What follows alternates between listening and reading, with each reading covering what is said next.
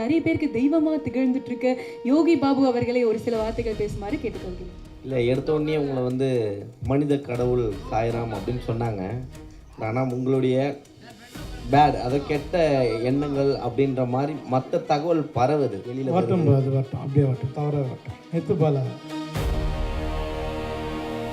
சுரேஷ் சங்கையா, நீ வந்து மறைந்தாலும் எங்களுக்குள்ளே இருந்துட்டு தான் இருக்கு.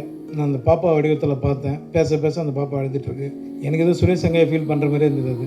அது குழந்தை பிறந்ததுக்கப்புறம் தான் போனாப்புல. நான் அந்த குழந்தைக்கு ஒரு இது பண்ணுறேன்னு சொல்லி நான் அசிஸ்டன்ட் டாக்டர் எல்லோரும் அந்த ஃபங்க்ஷனில் சொல்லியிருந்தேன். இப்போ அதை நான் பண்ணி ஆகணும்.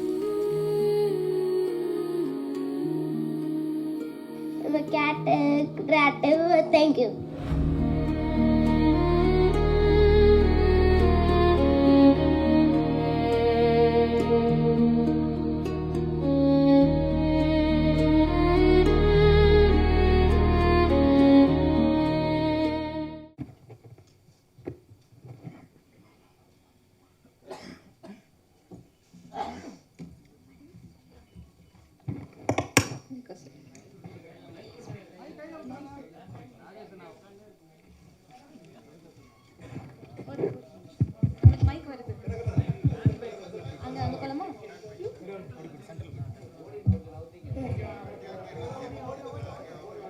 Hi guys.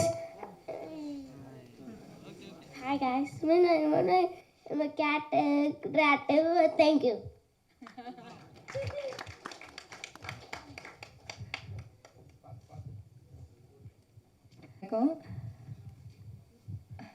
எப்போவுமே சுரேஷ் சார் வந்து சொல்லுவார், இந்த படத்தில் நடிக்கிற ஆக்ட்ரஸ் எல்லாருமே என்னோட குடும்பம் மாதிரின்னு. இன்றைக்கி ஒரு ஃபங்க்ஷனில் அவர் படத்தில் நடித்த எல்லாருமே அவரை தேடி இங்கே வந்து நிற்கிறத பார்க்கும்போதே எனக்கு ரொம்ப சந்தோஷமாக இருந்தது.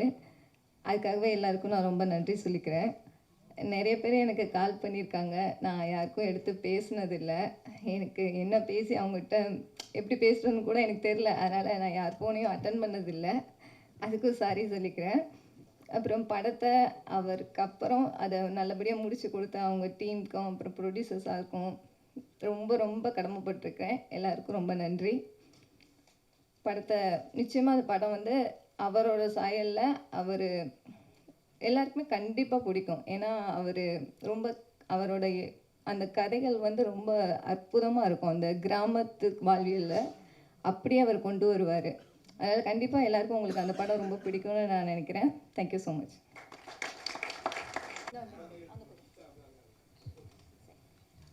Hello, my name is Pini. O-T-O-M. Come on. L-J-E-R-R-Y. Thank you, brother. Hello, cat and rat. Thank you so much.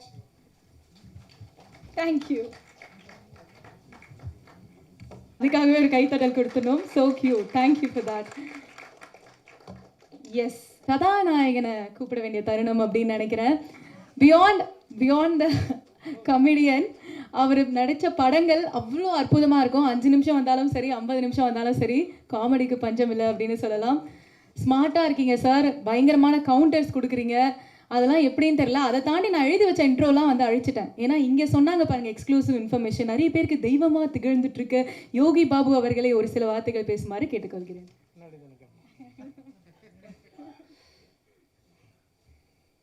எல்லாருக்கும் வணக்கம். இந்த படத்தில் வாய்ப்பு எனக்கு கொடுத்ததுக்கு முதல்ல ப்ரொடியூசர் ரமேஷ் சார், உங்களுக்கு நான் ரொம்ப நன்றி தெரிவிச்சுக்கிறேன். அப்புறம் ஆர்ஸ்டார் Pradeep sir, Jagan sir, Naren sir, எல்லாருக்குமே நான் நன்றி தெரிவிச்சுக்கிறேன். சுரேஷ் சங்கையா எனக்கு காக்காமட்டிலேருந்து பழக்கம், அசிஸ்டன்ட் டைரக்டர்லேருந்து அவங்க பழக்கம் எனக்கு. ஒரு அப்போது இப்போ சொன்ன மாதிரி கடாயன் கருணை படம் சுரேஷ் சங்கையா முதல்ல எனக்கு தான் கதை சொன்னார் அந்த படத்தை.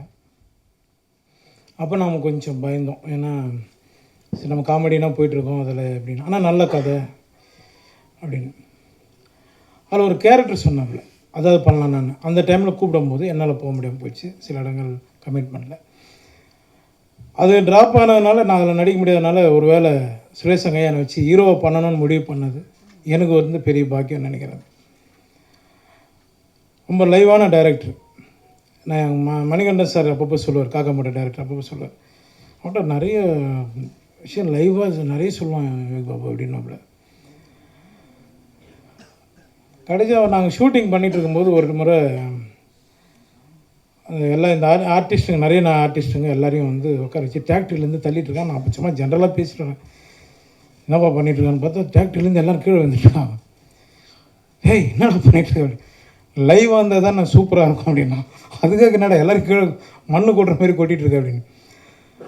எல்லா விஷயமும் லைவாக பண்ணி ஒரு விஷயமும் இந்த படத்தை பெரிய அளவில் கொண்டு வந்தது சுரேஷ் சங்கையா.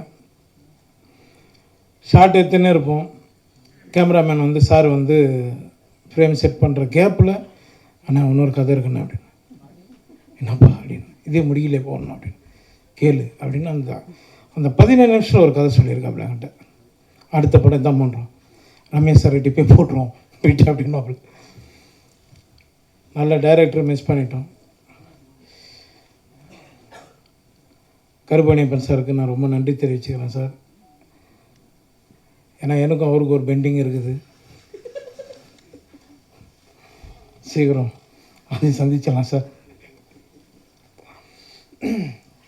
ஜெகன் சார், உங்களோட நான் என் ஆளோட சிறப்புக்கான படம் பண்ணேன். அன்றைக்கி அவர் சொன்னது உண்மை தான், ஆனால் அது எப்படி சொல்கிறது சார், நான் வந்து உங்களை வந்து அண்ணனாக பார்த்தேன் சார், அவ்வளோதான் சார். அப்புறம் நெல்சன் சார் சொன்னார், சீக்கிரம் அசிஸ்டன்ட் டைரக்டருக்கு நிறைய வாய்ப்பு கொடுங்கன்னு. நான் நிறைய பேர் கொடுத்துருக்கேன் சார். சுரேஷ் சங்கை அசிஸ்டண்ட்டு 5 பேர் எனக்கு கதை சொல்லியிருக்காங்க.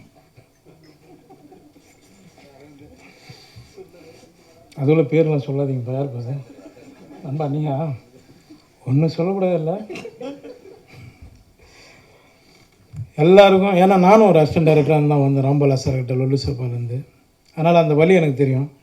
இன்றைக்கி வர்றதுக்கு முன்னாடி காட் ப்ராமிஸாக சொல்கிறேன், வர்றதுக்கு முன்னாடி 3 பேர்கிட்ட என் கார்டனில் கதை கேட்டுட்டு தான் வரேன். சார் சொன்ன மாதிரி பணம் முக்கியம் கிடையாது. இதே பரணி ஸ்டுடியோவில் ஏவிஎம்லாம் வந்து 1 டைலாக் 2 டைலாக் பேசுறதுக்கு ரோட்டில் நின்று இருக்கேன். பணம் முக்கியம் இல்லை சார், கரெக்ட் தான் சார். மேடை ஏறி சாமி இல்லைன்னு சொல்கிறத விட, ஆமாம் சார், அப்படி பார்த்தோன்னா நம்மளால் இஎம்ஐ கட்டவே முடியாது சார். ஊறப்பட்ட பிரச்சனை இருக்குது. அத்தனை அசிஸ்டன்ட் டைரக்டர் போகிறாங்க. இன்றைக்கி யார் சார் எந்த ப்ரொடக்ஷனில் நீங்கள் வந்து அவங்களுக்கு ஒரு வாய்ப்பு கொடுக்குறீங்க? கரெக்ட் தானே? அதனால் அதை நான் வந்து முக்கியத்துவம் கொடுப்பேன் சார். எப்போவுமே எல்லா அசிஸ்டன்ட் டைரக்டருக்கும் எல்லாருக்குமே நான் கொடுப்பேன். இன்னொன்று ஒரு சின்ன ஆசை அதிகம் பண்ணிகிட்ருக்கேன், எப்படியும் அதையும் எழுதிடுங்க நம்ம நண்பர்கள்லாம். ஒரு சின்ன கதை பண்ணி ஒரு அசிஸ்டன்ட் டைரக்டர் ஒரு வாய்ப்பு கொடுத்துருக்கேன் சார், ஒரு ப்ரொடியூசரை பிடிச்சி. அதுக்குள்ளே யாரும் சொன்னாங்க அது எப்படி இருக்குன்றாங்க. சுரேஷ் சங்கையா, நீ வந்து மறைந்தாலும் எங்களுக்குள்ளே இருந்துட்டு தான் இருக்க. நான் அந்த பாப்பா வடிவத்தில் பார்த்தேன், பேச அந்த பாப்பா அழுதுட்டுருக்கு. எனக்கு எதுவும் சுரேஷ் சங்கையா ஃபீல் பண்ணுற மாதிரி இருந்தது அது. அப்புறம் நான் வந்து கடைசியாக வந்து குழந்தை பிறந்ததுக்கப்புறம் தான் இதுவானாப்புல. நான் அந்த குழந்தைக்கு ஒரு இது பண்ணுறேன்னு சொல்லி நான் அசிஸ்டன்ட் டைரக்டர் எல்லோரும் அந்த ஃபங்க்ஷனில் சொல்லியிருந்தேன். இப்போ அதை நான் பண்ணி ஆகணும். ஏன்னா அவங்கள மேடம் இப்போ தான் பார்க்குறேன், அவங்க ஒய்ஃப் நேரில். அது உங்கள் முன்னாடியே நான் பண்ணிடலான்னு இருக்கேன். பண்ணலாமா சொல்லுங்கள்?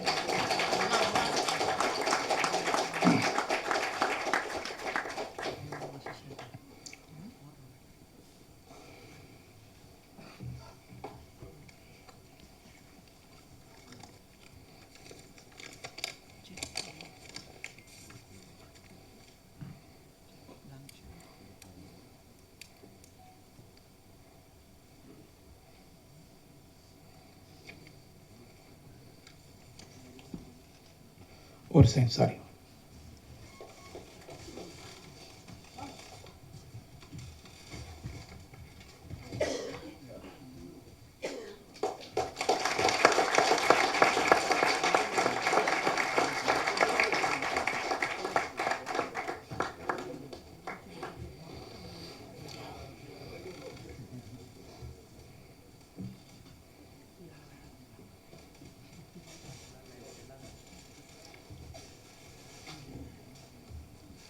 ஒன்றும் இல்லைங்க, அவ்வளோதாங்க.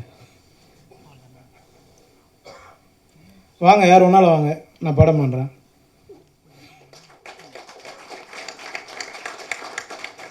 நான் ஒரு நம்பிக்கை வச்சுருப்பேன் சார். இன்னும் நான் மேடை ஏறி சாமி இல்லைன்னு சொல்கிறத விட மலை ஏறி சாமி கும்பிட்டுலாங்க. நான் வணங்குற முருகனை நம்பி இந்த படம் வெற்றி அடைய எல்லோரும் வேண்டியது. Thank you. Thank you so much sir. நீங்கள் கொடுக்குற அன்பும் அன்பளிப்பும் தான் வந்து இன்னி வரைக்கும் இந்த உயரத்துக்கு உங்களை கொண்டு போயிருக்கு, எங்கள் எல்லாரையும் சந்தோஷப்படுத்துது அப்படின்னு நினைக்கிறேன். Camera check okay. சொல்லு போல. இல்லை, எடுத்த உடனே உங்களை வந்து மனித கடவுள் சாய்ராம் அப்படின்னு சொன்னாங்க. ஆனால் உங்களுடைய பேட், அதை கெட்ட எண்ணங்கள் அப்படின்ற மாதிரி மற்ற தகவல் பரவுது.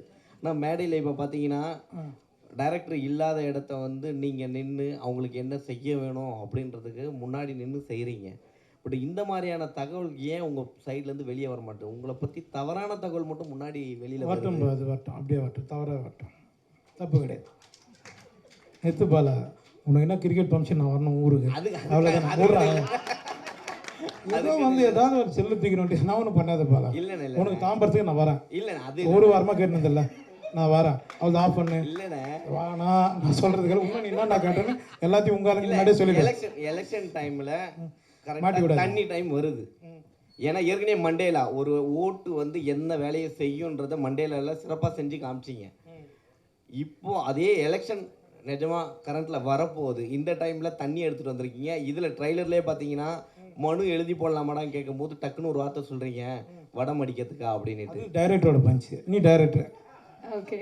டைரக்டர் அந்த டீமோட கேளுங்க, டீமுக்கிட்ட கேளுங்க, அது அவங்க சொல்லுவாங்க. நானே எழுதுனேன். இல்லைண்ணே, கலைவாணருக்கு அப்புறம் அவர் தான் பாட்டில் சிரிப்பில் எல்லாத்துலேயும் மெசேஜ் சொல்லிட்டே வந்தார். அதுக்கப்புறம் சின்ன கலைவாணர் விவேக் சார் சொன்னார். அந்த இடத்துக்கு யோகி பாபு சார் வந்து கொண்டு இருக்காரா? அது நீ சொல்லி தான் தெரியும் நான் வந்திருக்கு அந்த இடத்துக்கு. ரொம்ப நன்றிப்பா. நிறைய பேர் கேட்கல. இல்லை நீ சொல்லி ஹாப்பி. செயின் எங்கேருந்து வாங்கினேன்? வாங்கிட்டு போல 3 ப்ரெஸ் மீட் போய் ஏய்